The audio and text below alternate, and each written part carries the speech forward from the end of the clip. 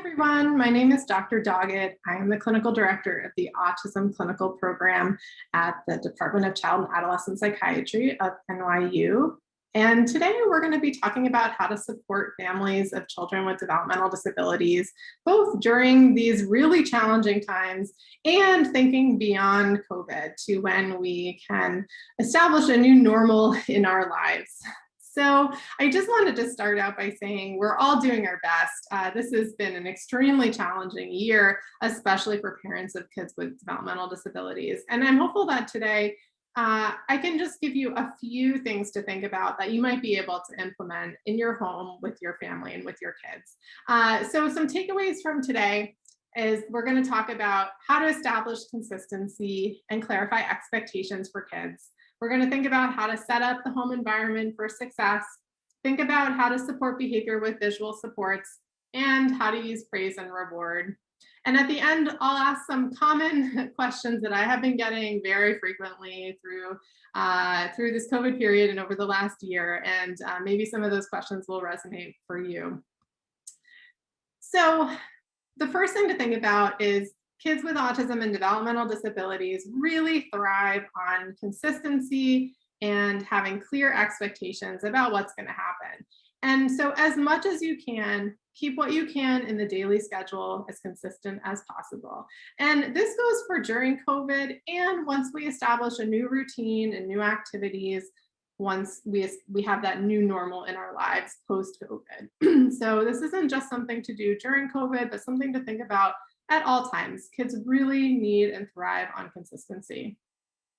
Having a routine and having expectations about what's going to happen will really support your child in activities that they need to do day to day, like virtual school, even going to school in person, completing work, doing homework, going to extracurricular activities, going to therapeutic activities. And it's really important for kids to keep their established relationships with teachers, with therapists, with related service providers throughout this time and beyond. That's really a key support area for them. So wherever possible, keep those consistent appointments, and that will really help your child maintain gains. This is an example of a way to visualize a routine and a daily schedule, which is one of my suggestions and tips.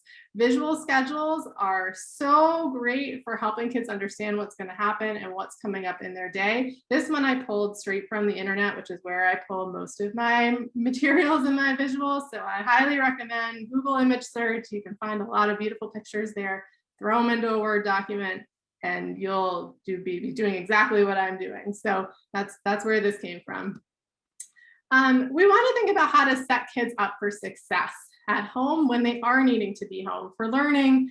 And this, again, is going to persist beyond remote school, right? We want to have space for kids to, at home where they need to do work, they need to accomplish things, do their homework. And there may be times over the next year or so where we return to remote learning for one reason or another, maybe on a snow day. So we want to make sure that the child is set up for success in their home. So that means having a dedicated workspace, having organization of their work materials, things right nearby so that they can just grab them and go. They don't have to sit down at their desk and go find their scissors or their color pencils and then have to get restarted again.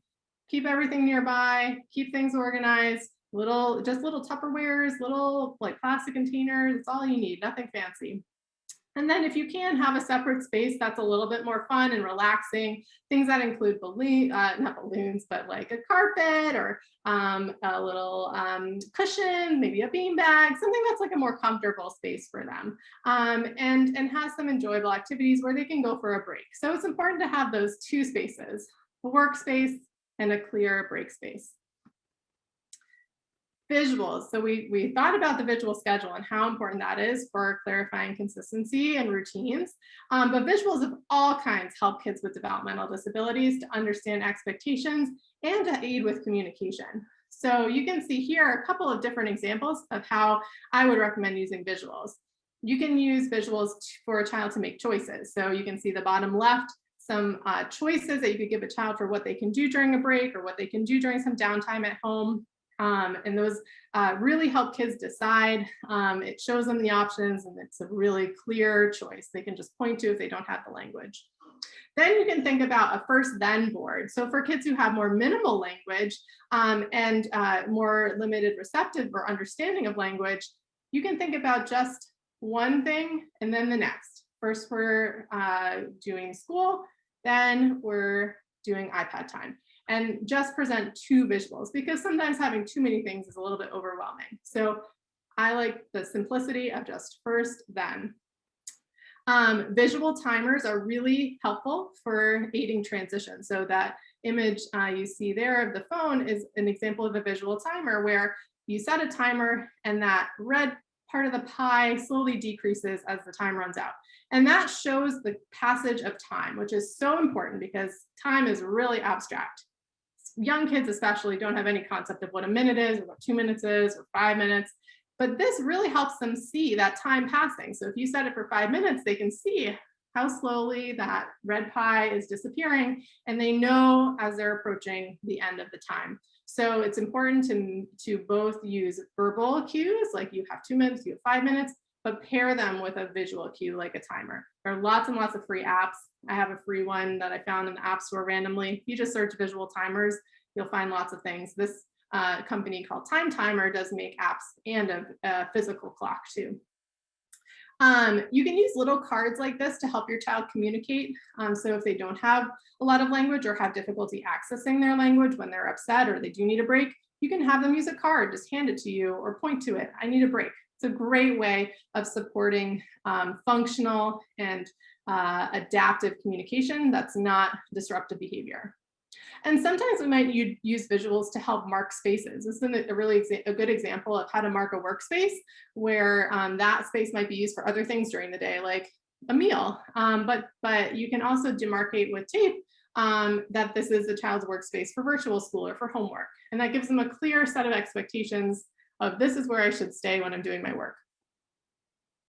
Praise. Praise is such an easy thing to implement, and it goes such a long way. We want to highlight things that kids are doing well. We want to catch them being good. We want to reward them for the things that we want to see. But what often happens is that parents spend a lot of time and energy and focus on the things that they're not wanting to see. Stop doing that. Don't do that. I don't want you to do that. No, you can't do that. So think about shifting the balance. Shift more towards praise, commenting on what you like, giving them specific feedback. I really like that you sat all the way through dinner today. I really like that you completed your homework without getting up. You're really specific. Do it immediately as soon as they do the behavior. Don't say, oh, I really liked how 2 days ago you sat at the dinner table. That's too long. They won't make that connection. So you want to do it immediately, make it specific, and do it often, and try and think of that balance. Try and make sure you're on the side of giving more praise than you are those commands of don't or stop or no, you can't do that. Rewards. Rewards can go a long way. They're really helpful for building skills. So if you're trying to teach a new skill, you might often need to include some type of reward as a motivator, because trying new things and learning new things, it's hard. So it does help to have that extra motivation when kids are trying to do something that's hard for them. So you might want to think about what behaviors are you trying to encourage in your child, and what rewards are going to be rewarding for them. Every kid is rewarded by something different. It might be an activity, it might be food, it might be a toy, it might be something they can get, it might be something social. So make a list of all the things that your kid really likes to be rewarded by, and that will give you a good start. Rewards are very different from bribes. So bribe is a reaction to a behavior. So if a child is trying to focus on their virtual school and getting up and having difficulty sitting down, and the parent says, okay, I'll give you a cookie if you just stay in front of your computer. That's a bribe. That's a reaction to a behavior. And what we're doing is we're reinforcing that if you're getting up and you're inattentive, I'll give you a cookie for doing that. And that's not the behavior we want to reward. So rewards are set up in advance. The child knows what they need to do in order to earn the reward. It's not given as a reaction to a particular behavior. So that's really an important distinction. We're not bribing the kids to do something, but we're setting it up in advance. So a child knows, you know what, if you sit and attend for your Zoom school lesson for those 15 minutes, you get a break with your iPad for 5 minutes. That's a reward structure. That's not a bribe. So make sure that you're using the rewards as rewards and we're not rewarding behavior we don't want to see. You may need to start small. We want kids to be successful at first when they're building skills and they're learning new things. So start small, then build up. And you can gradually increase the demand before a child gets a reward. So maybe they are practicing something like, sitting through their homework without complaining about it and leaving. So maybe, you start with just a couple of minutes because that's all they can tolerate at one time. You know what? Okay, we're going to start with 5 minutes sitting and working on your homework. And as a reward for that 5 minutes, you get to take 2 minutes break in your break space. Then we're going to come back, another 5 minutes, get a reward, 2-minute break in your break space doing something fun. And then after a little bit, once they get really good at that, there's no issue with those 5-minute chunks. Then you build it up. Say like, okay, now we're gonna take the next step. We're gonna go up to 10 minutes. 10 minutes, then your reward. So you want to make sure they're successful at first. You may need to start small to make sure you start at a successful place and then build up so that you're gradually expanding what they need to do in order to access the reward. So I want to talk about a couple of common questions that I have gotten during this period. And maybe you've had similar experiences. So the first question is, my 4-year-old cannot sit still during virtual preschool circle time. He runs around, he grabs toys, totally inattentive. How can I help him? So my thought here would be, all right, what is going to motivate this child? Again, this is an individualized question. So for one child, it might be accessing a toy, it might be a snack. I would want to think about, for this kid, what are they motivated by? And then I would start with setting up a reward program for them. So rather than bribing them, say, if you sit down on the circle or if you watch the computer for 1 minute, I'll give you this cookie, right? We don't want to go that route. But I would say to the child that they can earn access to that favorite toy or activity or get a snack for sitting and listening and attending with a quiet, still body for 1 minute or for 2 minutes. And again, I would pick that starting time depending on what I knew the child could be successful at. If I didn't think that he could sit for even 1 minute, I wouldn't start at 1 minute. I would start at 15 seconds and then reward that and gradually build up. So again, this is very individualized. You want to think about, where's the starting point for your child? What's going to be motivating as a reward to build this behavior? Because it's hard. It's hard for kids to sit. And they do need that extra motivation to learn these skills. Okay, second often asked question. My 9-year-old girl has very few social opportunities to practice conversation and play. What can we do at home to support her right now? So COVID has been very isolating for everybody, but there are ways to practice social opportunities, even at home. So we might think about, are there siblings around where we could practice social opportunities? Even practicing conversation with parents, that's a great way to practice. Can you practice conversation skills over the phone with grandparents or with aunts and uncles or with cousins? Think about who's in your network, who would be around to be able to practicing these things with. And again, think about structure. So conversation, especially for kids who have social communication challenges or difficulties like autism, having a conversation can be really tough, especially when there's no structure. So it helps to prepare kids.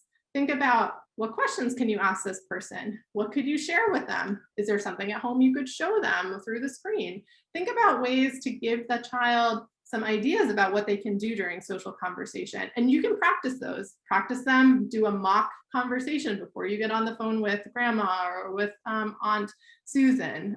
Do it at home so that they get those opportunities. And of course, if the child has some friends and peers that they can play or have a virtual play day with at this point, you can do that and have space for them to have a virtual get together. It might be really brief, and that's okay. Shorter is better than nothing. And they could have a brief conversation. They could play a game online. There are lots of things that you can do and play together virtually or play games together. A lot of board games have been transitioned to a virtual platform. So if you search around, you can find some social ways to make games social even when you're playing virtually. So think about what your child likes to do. what would be motivating for them to do with another peer. Practice that before you do it with the actual person. And think about all of those ways to prepare and help your child prepare for that conversation or that get together. And the last frequently asked question during this time. Since COVID, my 14-year-old needs constant reminders for daily living skills like brushing his teeth and showering, and sometimes he doesn't even complete all the steps. How can I help him be more independent? Yes. So this is something that I think a lot of people have struggled with in COVID, is keeping up with those daily living skills, but especially for individuals with developmental disabilities, where adaptive and independent living skills can be an area of difficulty even outside of COVID. So what can be really helpful is using visuals in this case. So if the child is forgetting some of the steps of a particular routine, I would think about how to present that to them in a visual way or in a list. So if they can read, maybe it's just words so that they can refer back to it. Okay, did I do this step, then this step, and this step, and then go back and check it and make sure they did. If it's a younger kid, I would pair the words with pictures so that they can go and refer back to them. So you might have a little picture icon list, or even just a bullet point list if they're older, of the steps of getting ready in the morning. So it might be going to the bathroom and then brushing your teeth and washing your face. If they're taking a shower in the morning, taking a shower. And so that they can refer back to that list that's posted right there in the bathroom. So it's clear, they can see it, and make sure that they've gone back and made sure they did every step of that. Again, sometimes here you may need to introduce reward and reinforcement for doing some of these skills. Like every day that they complete this checklist, they can earn something up for the weekend. Maybe they get extra allowance money, or maybe they get extra video game time. So if they are completing all these activities of daily living, they can save them up for a reward that they get later on in the week. Some kids might need a more immediate reward. It depends on your child. So these are some strategies how you could include visuals, how you could include reward programs within the day-to-day routine for some of these common problems that are arising. So I hope this has been helpful in trying to just give some brief tips and tricks and strategies for how to support kids. Again, these are not just strategies for COVID times, but these are things that you can and should bring outside of COVID as well, once we kind of establish our new routines and our new normal. And hopefully you've been able to take away something that will be helpful for you and your family. Here are some resources for more information, and COVID-specific resources, as well as some parent groups in the New York City area. Thank you so much. Thank you for listening. I hope this has been helpful. If you have any questions, please feel free to reach out. And for referrals to our clinical service at the Child Study Center, you can direct them to the email there. Thank you very much.